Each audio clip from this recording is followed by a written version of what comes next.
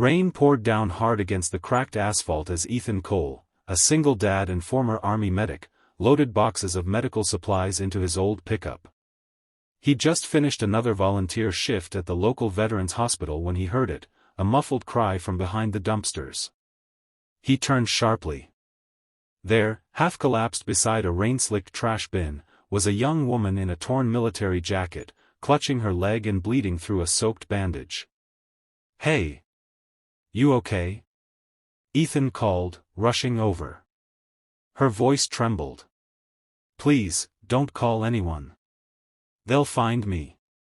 Something in her tone froze him. He saw the fear, not of pain, but of being recognized. Ethan didn't ask questions. He did what he'd been trained to do. He lifted her gently into his truck and drove her to his small apartment on the outskirts of town. His 8-year-old daughter, Lily, peeked from behind the sofa as Ethan carried the stranger inside. "Daddy, who is she?" Ethan smiled softly. "A soldier. Just like Daddy used to be." That night, as thunder rolled, Ethan cleaned her wound, stitched it carefully, and wrapped it tight. She tried to thank him, but exhaustion won.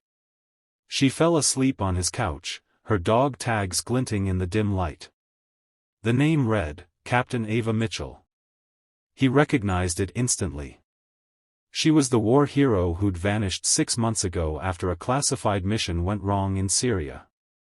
The news had called her missing in action. Some said she'd gone rogue. Now she was in his living room. Over the next few days, Ava regained strength. She rarely spoke of what happened, but Ethan didn't press. They spent mornings drinking coffee on the porch while Lily braided Ava's hair and asked endless questions about the army. "You know," Lily said one afternoon, "you smile more when Miss Ava's around." Ethan chuckled, embarrassed. Ava just smiled and looked away. But behind her calm eyes, something heavy lingered. Each night, she'd stare out the window, hand trembling over her phone, never making a call. One evening, Ethan walked into the living room and found Ava packing her bag. "I can't stay here anymore," she whispered. "You've done enough." He frowned. "You're still not fully healed. Whatever's chasing you, you don't have to face it alone." Tears welled in her eyes. "You don't understand. It's my own people. They think I sold classified intel. But I didn't. I was set up. If I stay, I'll drag you and your daughter into this." Before he could reply, headlights flared through the window, 6 black SUVs pulling up at once.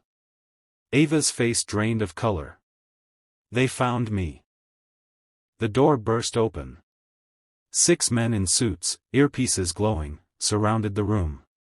Behind them stepped a woman in a gray blazer, holding a folder, calm, cold, precise.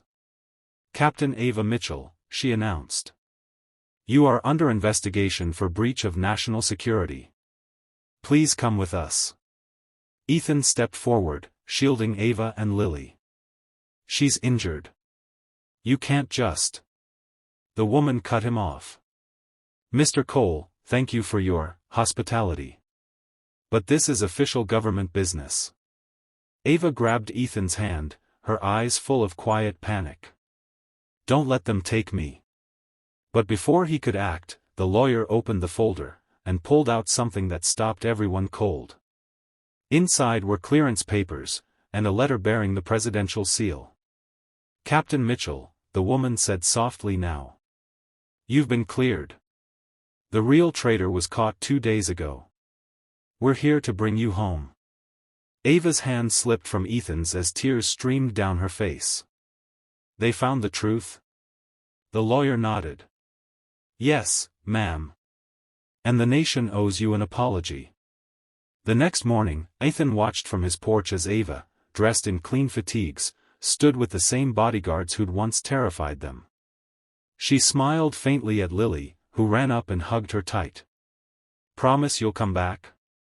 Lily asked. "I will," Ava said, her voice breaking. "You two saved my life when the whole world thought I was a ghost." Ethan handed her a folded piece of paper. You ever get tired of being a soldier, you know where to find us. She nodded and climbed into the black SUV. But before the door closed, she looked back at him and said, "You didn't just save me, Ethan, you reminded me that not all battles are fought with guns." 6 months passed. Life returned to its quiet rhythm. Ethan and Lily often wondered if they'd ever see her again. Then, one Saturday morning, there was a knock at the door. Ethan opened it, and froze. Ava stood there, dressed in civilian clothes, smiling, holding 2 coffee cups. Behind her, another SUV idled. The same lawyer stepped out, approached Ethan, and handed him an envelope. Inside was a letter from the Department of Veterans Affairs. In recognition of your service and humanitarian aid to Captain Ava Mitchell, you are hereby reinstated with full veteran benefits and awarded the Medal of Civilian Valor. Ethan looked up, stunned. Ava grinned. I pulled a few strings. Lily squealed, "Miss Ava's back." Ava crouched down. Told you I'd come home. That evening, as rain began to fall again, Ethan stood on the porch with Ava beside him. The same sound that once led him to her, the rain against the asphalt, now felt like a quiet blessing. He looked at her and smiled. Funny how life works. One storm brought you to me, another brought you back. She took his hand gently.